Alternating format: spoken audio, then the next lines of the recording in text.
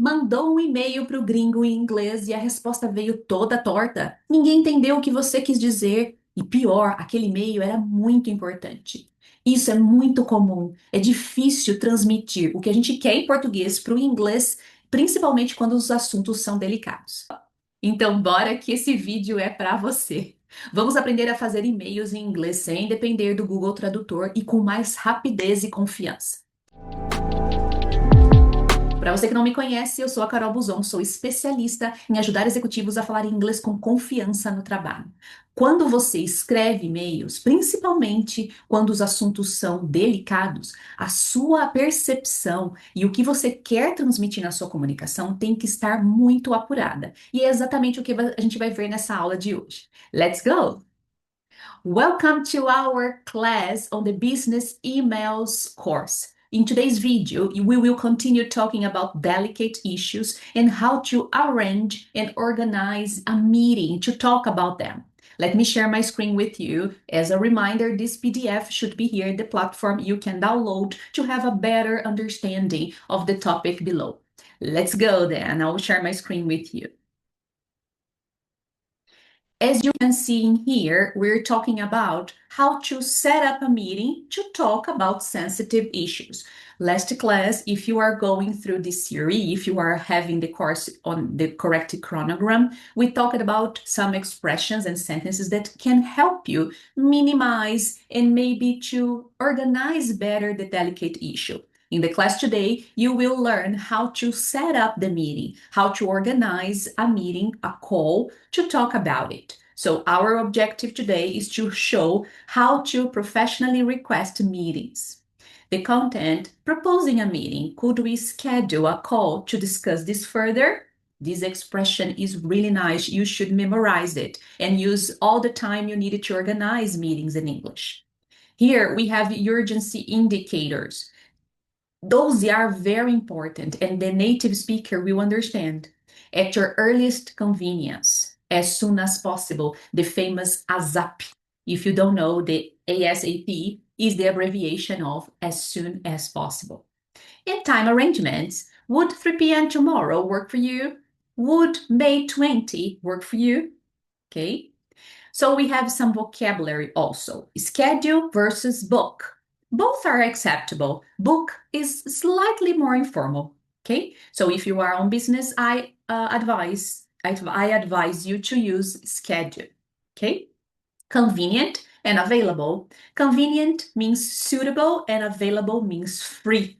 So they are similar but with a small difference. Okay. Examples. I'd like to propose a short call this afternoon to align on the next steps. So, as I told you in this course, we are having examples, then you can copy them to use on your own. The first example we have here, it's about legal issues. The subject, urgent meeting request, contract review. Dear Miss Costa, I hope this email finds you well. Due to recent updates in the compliance guidelines, we believe it's necessary to revisit the terms of the ABC contract. Could we schedule a call at your earliest convenience to discuss about possible adjustments? I'm available tomorrow at 11 a.m. or Thursday after 3 p.m. Looking forward to your reply. Best regards, Renato Silva. This example is completely formal, and as the topic requires, it's nice that you have a different vocabulary. Look how they start. I hope this email finds you well. Very nice to start any kind of email. It's a great call if you have, okay? Due to recent updates, blah, blah, blah, blah, blah, blah, blah, blah, blah. Could we schedule a call at your earliest convenience? Very nice, very polite.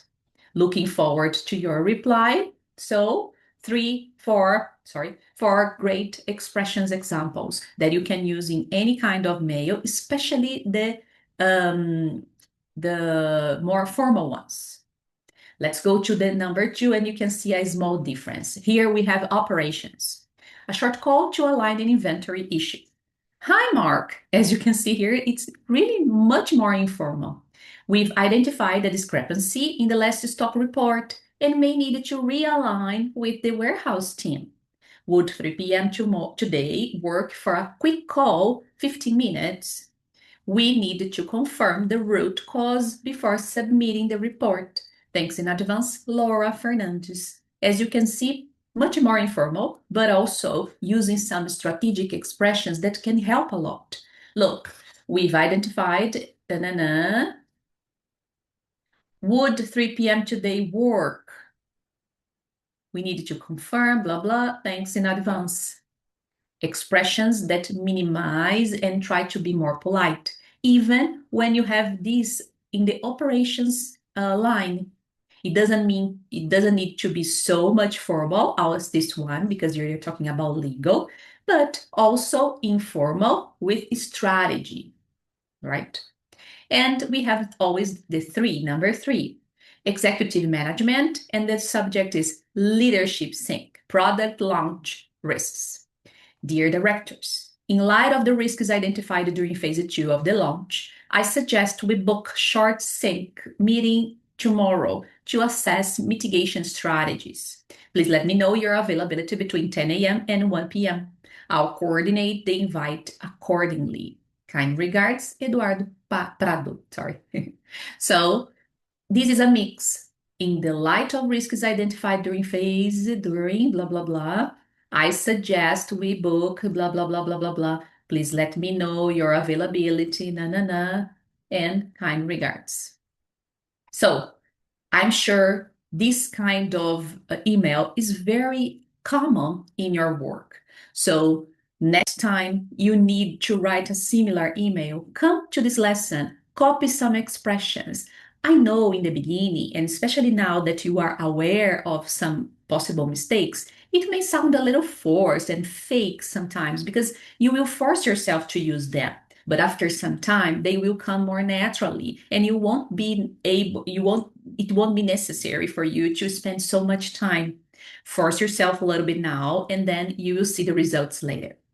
I hope you have enjoyed. We are about to finish. We have 2 more classes to go, and then you will see a great difference in your writing. Thanks for watching. See you at the next one. Bye!